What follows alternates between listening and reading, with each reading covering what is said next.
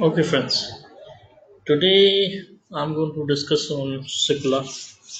Now, according to me, this is the best stock to invest in pharmaceutical companies. The reason because it has been working on several COVID solutions, several medicines on COVID, and that's the investment rationale behind this stock. Now, if you see the name itself, I have kept it as COVID Superstar. Yeah.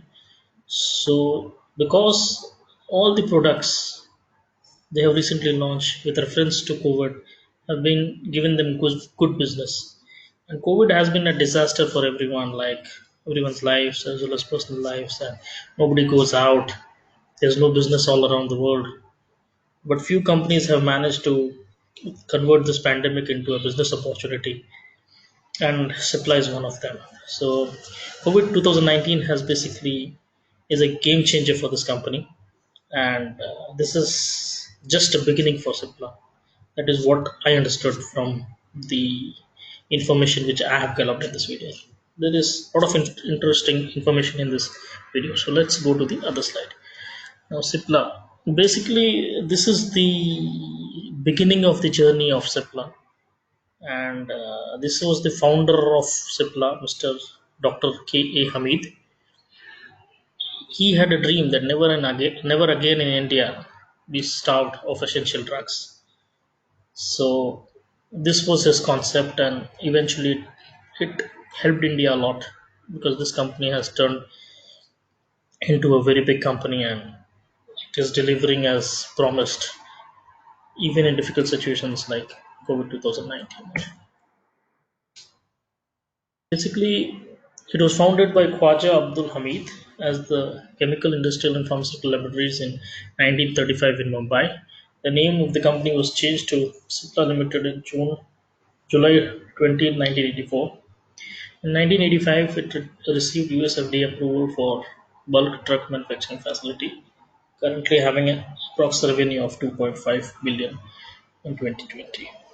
This was a very small company opened in a very challenging environment, and it has grown to a big company, a very big company. Cipla Limited, an Indian multinational company headquartered in Mumbai, India, primarily develops medicines to treat respiratory, cardiovascular diseases, arthritis, diabetic weight control, depression, and other medical conditions. It has a presence in 80 countries, providing over 1,500 products across various therapeutic categories in 50 plus dosage forms to make healthcare more affordable globally. We are depending on presence in we are deepening our presence in key markets like India, South Africa, US. They have got a deep market in India, in South Africa, and in US. They're doing good all around. And Cipla has a wide portfolio in therapies as well as in API. 40 years ago, Cipla started its fight against the heart disease with innovative and high-class drugs. Over the years, we have been developing several products that helped treat various diseases like MI, angina, heart failure, hypertension, lungs, and respiratory, HIV/AIDS, arrhythmia, lipid abnormalities, and diabetes and obesity. Other therapies include urology, oncology, cardiometabolism, child health, infectious disease, critical care, hepatitis, ophthalmology, women health, and neuropsychiatry. And the other area which they are into is API, that is active pharmaceutical ingredients. The Cipla sells APIs to other manufacturers as well as pharmaceuticals and personal products, including antidepressant, lamivudine, fluticasone, propionate, and they are the world largest manufacturer of antiviral drugs, antiretroviral drugs. And their API pipeline consists of 70 plus complex developments in the therapy areas of oncology, ARV, diabetology, CVS, respiratory, etc. Now, this is the investment rationale behind this company. It has put a lot of efforts in combating COVID 19 recently. They have been struggling initially, but then they had come out with a lot of solutions on that. They have been delivering on promise of caring for life. So comprehensive presence across COVID care continuum. accelerated launch of largest COVID-19 portfolio in the country. Like this is the only company which has so many products in its portfolio for tackling COVID 2009, the COVID-19 patients. Now, if you see Remdesivir, Tocilizumab, Fevi, Fevip5, Fevipify, and hand sanitizers. Now, hand sanitizer is not a big product, but these three ones, which is the Remdesivir and the Actimra and the Ciplinza, these are these are currently in scarcity. Demand is very high. The production requires less. And Cipla was one of the companies or one of the two companies which were first approved to launch Remdesivir, and they did launch. They were the first two companies or the first company to launch Remdesivir in India. And the demand, as you are aware, it's quite high to treat the serious patients of COVID 2019. COVID-19. Yeah? Even this Tocilizumab is also one of them, and Fabiflu, which was launched by maybe Glenmark, the same product, Favipiravir, is also launched by them just recently, and that has these three specifically. Remdesivir has been doing a lot of business for them. Business in the sense it is in huge scarcity. There has been black marketing on this product, and there were a lot of news on that. And first 2 months they were able to take a lot of advantage because they were the only two Hydro drugs and Remdesivir were the only two companies which were supplying this medicine to the patients, and the number of patients were quite high during that time. They could not cope up the demand, and that is the reason why the black marketing was going. Because of this particular three drugs, it has been a game changer for Cipla during this difficult times, and it has been delivering the sales. I feel are quite high. They have, and this the other drug which Tocilizumab is only marketed by Cipla. No other company is doing that. So they have been doing this. These three drugs have saved their balance sheet in all ways. Like the business for these three companies, these three drugs have made up the sales of these other drugs which they could not sell during this pandemic because nobody was coming out of their houses. And this has been a life savior for Indian pharmaceutical, because it is helping in saving a lot of lives of the people. And they have been also donating these drugs to a lot of government organizations free of charge, and even they are selling as well. So they are doing a lot of good works on a humanity front. Yeah. So even they have been supporting onboarding 10 plus 10,000 doctors on multiple telehealth platforms to facilitate on demand consultation, engaged 75,000 doctors through webinars, e-boards, continual medical education, supports healthcare professionals and paramedical staff with COVID healthcare management training program, distributed nearly 1.5 lakhs, 1.2 lakhs PP kits, 30 lakhs masks, 20 lakhs sanitizers, 11 lakh gloves. So this has been they have been doing a lot on to help the states as well as Indian government to effectively control and combat the pandemic. They also give 25 crores to the Caring for Life Fund. Yeah. Employees, multiple programs initiated to ensure employee safety and support to their families. But the investment rationale behind Cipla is these three drugs: Remdesivir, Tocilizumab, and Favipiravir. Favipiravir. So these three drugs have been on demand currently, and that is the only reason I am recommending this stock, because currently no company or no big businesses are running nicely other than the pharmaceutical firms. Even in pharmaceutical firms, it's not all big guns are delivering. It is only few companies who are delivering, those who have a good portfolio to combat COVID 2019. Now, this is the financial performance of Q1 FY 2021 for Cipla. The revenues have increased 9%. The EBITDA is up around 16% year on year. Yeah. The revenues are up 9%, EBITDA is up 16%, the PAT is up 21%. that is profit after tax. R&D expense have gone down. Revenue breakup is given. Yeah. India 37%, North America 23%. SAGA is South Africa and Sub-Saharan Africa, emerging markets, as well as Europe. Then they go global API business in percentage. They have given a revenue breakup. So they have got quite different countries wherein they are doing business, and that shows their strength. Now, this is a slide prepared on this FY21. It was a strong start. All revenues increased by 9%. Strong EBITDA margin expansion led by cost control, as you see here. The second is strong growth across branded franchisee of India and South Africa. They have been doing good business in India and in South Africa. US business continues to scale up, ramp up of new launches. They have strong editorial ramp up, which they've done in US. Strong execution of honest organization, and the other factor, the most positive factor, is the zero net debt. So that is one of the most positive factors in current market scenario. This is their India business which they've been doing. Resilient execution driving growth across businesses in India, and they have been continued servicing patients with COVID-19 portfolio. COVID portfolio. They have been helping India a lot in combating this deadly virus here. It has been very difficult for everyone to survive. So here it goes. Here it gives the brief discussion or brief information on this year-on-year Q1 performance. If you see, they are number one respiratory, number one in inhalation, number one in urology.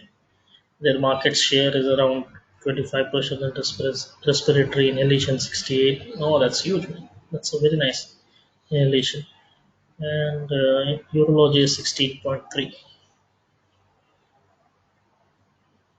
So this has been a good market share. Yeah? India, they are doing good year on year. Quarter one of FY20, there's a revenue of 1,388 crores, and now it has been 1,608 crores. There is a growth of 16% year quarter on quarter on annual basis. Yeah? So it's a good show by this company, and I like this company a lot. Just not because it is delivering growth every year, but it has helped India when it really required. That is, it gives drugs. It was able to deliver in quite short span to deliver life-saving drugs for serious patient, as well as the patients who are just in the initial stage of COVID 2019. So this has been a big help to India, and people should not forget this for sure. This is a South Africa business which they've been doing. South African market, they've been doing good quarter on quarter, like quarter one of 20 and quarter one of 2021 has been compared. Revenues are in dollars. Yeah. So basically, there's a growth in the quarter driven by strong demand across prescription, OTC, and tender business volumes. Tender business has grown by 6%. Private business, South Africa private business has grown by 25%. Overall market of South Africa may have shown a growth of 17%. It is the third largest pharmaceutical corporation within the South Africa private market with a 7.2 market share. In OTC, market share stood at 7.7%, maintained third position overall, and in first in addressable market, grew at 9.3%, while the pharmaceutical overall industry declined by 0.5%. So this is outperformance by Cigna in South Africa. The other is a North American slide wherein they are showing significant growth driven by contribution from new launches and albuterol ramp up. They launched dihydroergotamine mesylate nasal spray with 180 of CGT exclusivity and launch of injectable prefilled syringes. So these are the new launches for Cipla, which is doing quite good in North America. There has been 14% growth quarter on quarter, adjusted for Cinca set in base. Okay. They have been working US specialty. They have been working with the US FDA for tramadol and DA gold date. So they are doing good in North America as well. Emerging markets, Europe and API business. API has shown a decline of 7% if you see quarter on quarter FY20 to FY21. Other than that, there's a growth of 9% in Europe, and in emerging markets, there's a growth of 50%. Emerging market is also outperforming very nicely. Okay, now this is the another slide which is very interesting, which gives an information on the ANDA. ANDA are basically the abbreviated new drug application for approval for US FDA. So this is a very important for the business growth, future projections, etc. Yeah? Now, if you see here, 175 have been approved ANDAs, tentatively approved are 21 and 66 are under approval. So this 21 and 66 are going to give them a business in near future in a 3 year or a 5 year time frame. Yeah. So this is very important. They've got 66 ANDA lined up, 21 are tentatively approved. So this is a very big positive for the company going future. This is the continued progress across all key strategic priorities. Over here, it shows about India, South Africa, emerging markets, US generics, and lung leadership across markets. This is the second largest inhaler selling company with 120 million units sold globally. That's a big number. I feel they are leaders in this inhaler, inhaler business.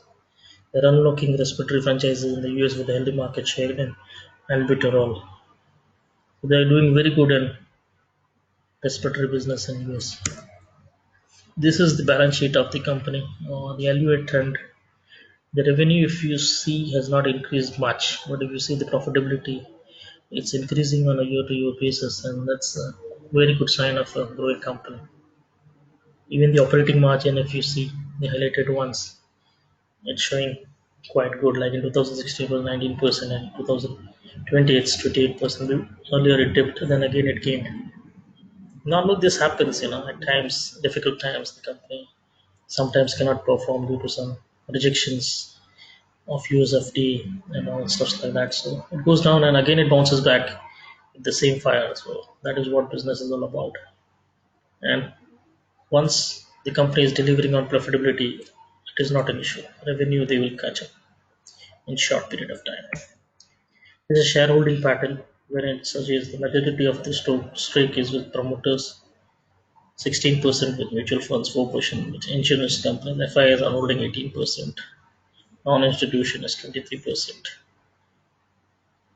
And this gives the details how much is with the promoter with the highest public shareholding, which fund is having, how many FIs are holding the scripts, information like that. So it is in strong hands. The only thing is you should have faith in what business you're getting into. You're not buying stocks, you're buying the business of the company. This is a technical one of the advice which I got from few friends that you should also add a technical slide on the particular script which you're talking about. So instead of adding the daily charts, I've got a brief this thing on the weekly chart because weekly tends to show the right path, and daily charts are quite volatile, and markets are quite overbought. Not overbought, but it has rallied a lot, and now it is seeing the first bout of selling, wherein pharmaceuticals and IT are outperforming. If you see the weekly chart here, it's a buy at 700, stop at 650, target of 105 in a time frame of 3 months. There's a pattern which is being built up is flag and pull pattern, and it is trying to break out, but I don't know whether it will break out or it not break out. But my instincts say that, or my understanding says that it is going to break out after it delivers the quarterly numbers, wherein the numbers will be robust because of the sales of this COVID-19 portfolio of remdesivir, Fabiflu, and the other drugs. Yeah, and it has got a monopoly in this COVID-19 portfolio. There was a time when there was a shortage of these drugs then. They could not deliver because they just initially started manufacturing those drugs. So keep in mind, guys, this is the best stock which has a solid COVID 19 portfolio. And I believe next quarter is going to be very robust. And the way India is turning out, like the number of cases are increasing of COVID every day to day, it has been a headache for the whole world. Even I believe next 1 year, the same is it will exist. Yeah, COVID 19 may go, but then the medicines and the testings will all be there. You should make it part of your life. Yeah. So this I believe is a very good buy with a 1 year, 2 year perspective. It has converted a pandemic into an opportunity where it is converting business and it is recovering from the lost grounds where they could not do the business in last 4 months, yeah, during the lockdown. So I believe just buy the script, hold it as a portfolio stock for 1 to 2 years and see the returns. 1050 is just the initial target. If things stay as it is currently, number of cases keep on increasing for next 6 months, then this stock is going to definitely hit the roof. So I would like to. I personally like this stock very much. This is the best pharma stock which I believe in is going to deliver. Anyway, this is my personal view. Okay. So disclaimer: this is purely for education purpose. This is not a stock recommendation. Everyone should do their own due diligence before investing. I do own this stock, so I may be biased. I am biased. This is my personal view, and everyone should take a decision on any stock I talk about by doing their independent research. Views are based on the current scenario the company is placed in currently. I'm here sharing my opinion with no guarantee of gains or loss on investment. Thank you, friends. One more thing, I am receiving few comments from the friends to do some changes, and I am trying to implement those. But please do give me those updates so that I can keep on improving on a day-to-day basis. Yeah. Thank you, guys. Thank you.